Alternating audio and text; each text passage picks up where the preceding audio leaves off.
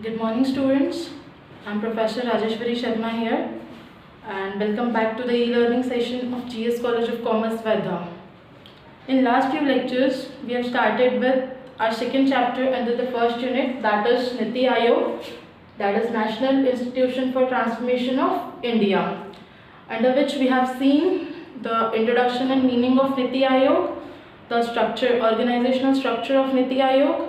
Then we have seen the 7 pillars of effective governance emphasized by Niti Aayog, aims and objectives of Niti Aayog. And today we are going to see the difference between the two approaches, that is Planning Commission and the Niti Aayog. See, when we have started with the chapter, then we have discussed that Niti Aayog is a replacement of Planning Commission. Planning Commission has been set up in year 1950 and entrusted with the responsibility of economic planning for the growth and the development of the nation. And in year 2015, the Niti Aayog has been set up, and its actual execution has started in year 2017 after the completion of 12th plan, and then Niti Aayog has been entrusted with the same responsibility of the economic planning in the country. The setting up or the establishment of Niti Aayog is one of the paradigm shift in the policy making framework of the India.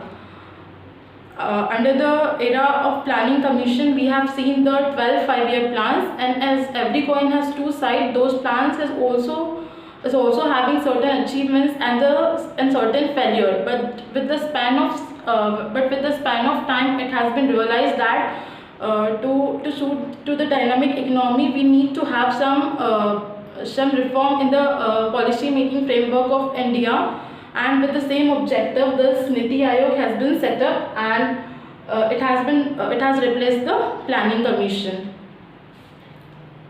So today we will see the points of differentiation between this Planning Commission and the Niti Aayog.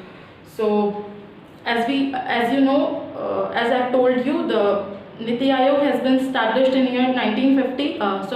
Planning Commission has been established in year 1950, and the Niti Aayog has been established in year 2015 to replace the Planning Commission. So first point of differentiation between them is powers. See, Niti Aayog is considered as think tank of India. It has the experts. It has experts from different domains to formulate the policies and economic plannings. But as far as the power of Niti Aayog is concerned, it formulates the policy, it gives the ways for its implementation, but it doesn't have power to impose the policy on the state or various central ministries. And as far as when we were talking about the Planning Commission, we have seen that it also used to the formulate planning, it also used to lay down the policies and procedures for implementation of those plans, but at the same time it has power to impose those plannings, those procedures, those plans on the states. Okay, so second one is allocation of funds. If we are talking about the global level or the international level, so in most of the country, generally the powers of allocation of fund is vested to the finance ministry. And under Niti Aayog also, even though the economic policies are formulated, it shares a national agenda with the different states, different chief ministers and the prime minister also.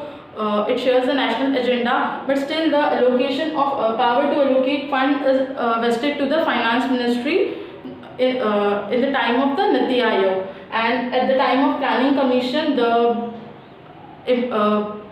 economic planning used to be formulated by the Planning Commission, and the power to allocate fund for the implementation of various policies and programs and at state as well as central level is also used to rest with the Planning Commission. So this is the second point of differentiation.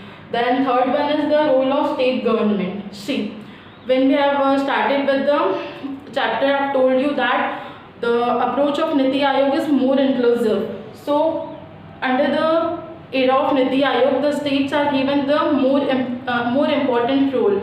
They are consulted at the time of making policy, at the time of formulation and the implementation of the policy.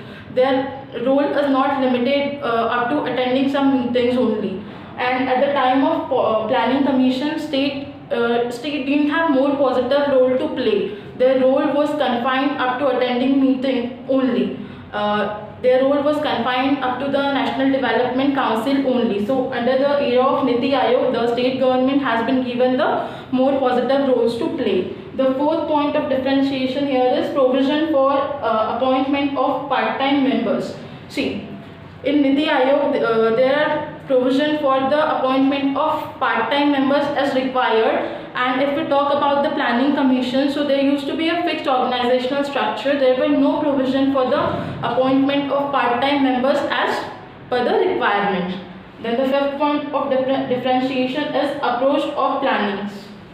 The approach of planning used by Niti Aayog is the decentralized approach, which means here the bottom level is also consulted while making the policies and the plans.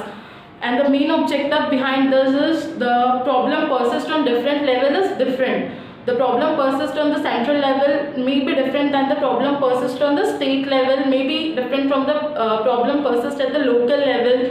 So therefore it uses the decentralized approach of planning so that each and every problem could be resolved, no area will remain untouched. So while policy making, while implementation of planning, there is important role of the local bodies, the state government, etc., so that each and every problem could be resolved. So it uses the decentralized approach. And when we are talking about the planning commission, so it was one of the commission where the planning used to be done on the top level, and then policies and implementation for the policies and the programs for the implementation of the plan also used to be devised on the top level, and then it used to be trickled down to the bottom level, which means the suggestions of the bottom level or the inclusion of the state government was not given that much importance, due to which many problems could remain unsolved, which used to persist on the ground level or bottom level. So planning commission used to have the centralized approach of planning.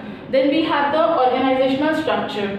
When we see when we have discussed the organizational structure of Niti Aayog, so we have seen there's chairperson, vice chairperson, the CEO, full-time members, part-time members, ex-officio members. So some new posts like the ex-officio cabinet members as ex-officio members, and the part-time members, and CEO has been created at the time of Niti Aayog. At the time of planning commission, there used to be the post of chairperson, and the member secretary, and the full-time members only. So at the time of Niti Aayog, some new posts have been created. So this is the difference between their organizational structure. And the last one is working model.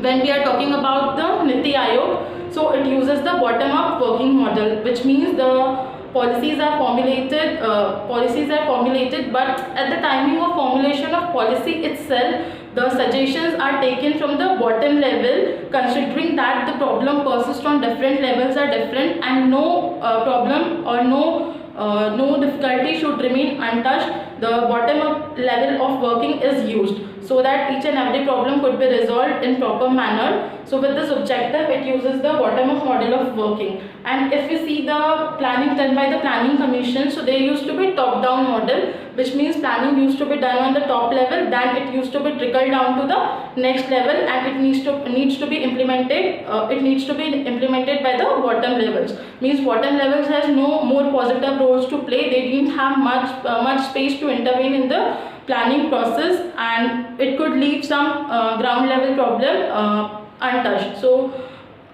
to improve this phenomena, the Niti Aayog has been established with the objective of adopting bottom-up model of working. So these were the points of differentiation between the planning commission and Niti Aayog. So today we have done with our chapter Niti Aayog. From tomorrow we will see the next lecture. Thank you.